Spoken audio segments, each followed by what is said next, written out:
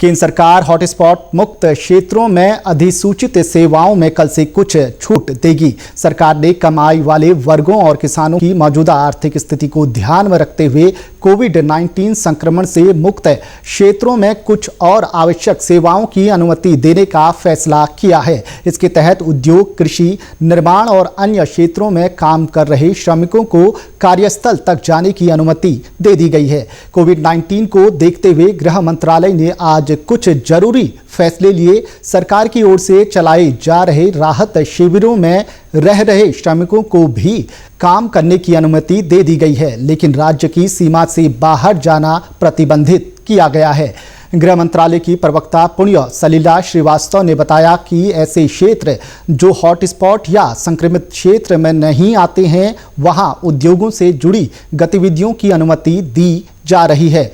वहां जरूरी सावधानी बरतते हुए श्रमिकों से कार्य कराया जा सकता है।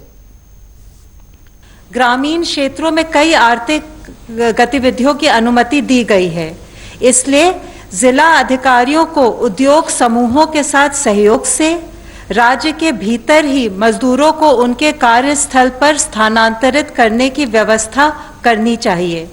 इससे न केवल आर्थिक गतिविधियों को गति मिलेगी, बल्कि मजदूरों को रोजगार के अवसर भी मिलने लगेंगे। इसी प्रकार बड़ी औद्योगिक इकाइयों और औद्योगिक परिसरों के संचालन पर उन्हें विशेष ध्यान देना चाहिए। खासकर ऐसी इकाइयों के संचालन पर ध्यान देना चाहिए जहां मजदूरों को परिसर में ही रखने की व्यवस्था हो। गृह मंत्रालय ने प्रवासी मजदूरों की राज्य के भीतर आवाजाही के लिए एक SOP आज जारी किया है, जिससे कि वो जो अनुमति प्राप्त आर्थिक गतिविधियां हैं उसमें रोजगार के लिए सुचारू रूप से जा सके।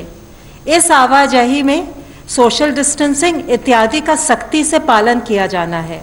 सभी राज्य सरकारों को और केंद्र शासित प्रदेशों को इस SOP के क्रियान्वयन के हेतु निर्देश दिए गए हैं। राहत शिविरों में रह रहे श्रमिकों को स्थानीय प्राधिकरण में पंजीकृत किया जाएगा। उनके कौशल के अनुसार कार्य कराया जाएगा। यदि श्रमिक अपने राज्य में ही किसी अन्य स्थान पर फंसे हुए हैं तो उनके स्वास्थ्य की जांच के बाद घर लौटने की व्यवस्था करने के निर्देश दिए गए हैं। इस दौरान संक्रमण से बचाव के सभी जरूरी उपाय करने को कहा गया है।